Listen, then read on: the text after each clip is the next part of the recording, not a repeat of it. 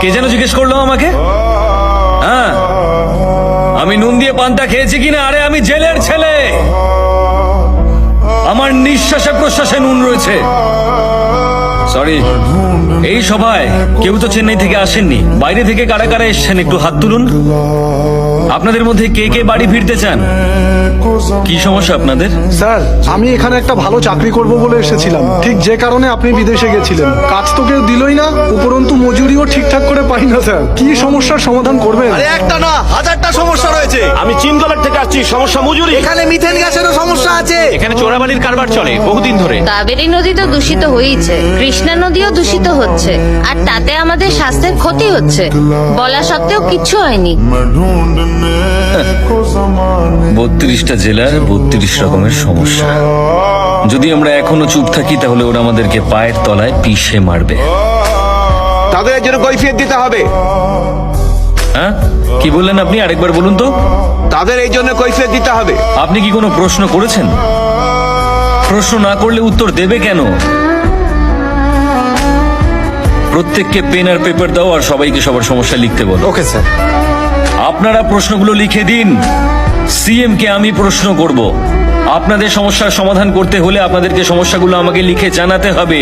আজই, এখনই আমি যাব ওদের কাছে। স্যার স্যার স্যার, একটা কথা ছিল। আজকে মুখ্যমন্ত্রী একটা জনসভা আয়োজন করেছেন, আমার মনে হয় ওখানে গেলে ভালো হবে। আমি আপনাদের হয়ে সমস্ত সমস্যার জন্য ওদের কাছে যাব। স্যার, আমরা আপনার সঙ্গে আছি, স্যার, আমরাও যাবো আপনার সঙ্গে। স্যার।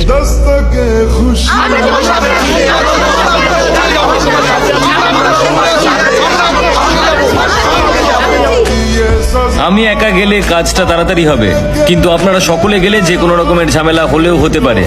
তাই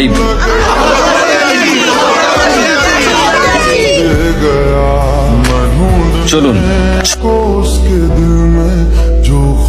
দাদা শুনছো, সুন্দর নাকি লোকজন নিয়ে আমাদের এই মিটিং এর দিকে আসছে। তাই নাকি? আসতে দে। আরো শুনলাম বাইক নিয়ে আসছে নাকি ওরা। দেখুন, উল্টো পাল্টা কথা অনেকে অনেক কিছুই বলতে পারে, কিন্তু কাজের সময় বোঝা যায় কে আসল লোক। কিরে, তুই কি আমাদের দলে যোগ দিতে চাইছিস? আমরা যদি তোকে দলে না নিই তখন কি করবি? দলে যোগ দিতে আসেনি, প্রশ্ন করতে এসেছে। আমার মঞ্চে এসে তুই আমাকেই প্রশ্ন করতে চাইছিস? অনেক সাহস তো তোর। উঠতে চাইছিস ও? যখন ডানা ছেটে দেব তখন বুঝতে পারবি কত ধানে কত চাল। আমি যদি একটা ইশারা করি না, এরা তোকে টুকরো টুকরো করে কেটে ফেলবে।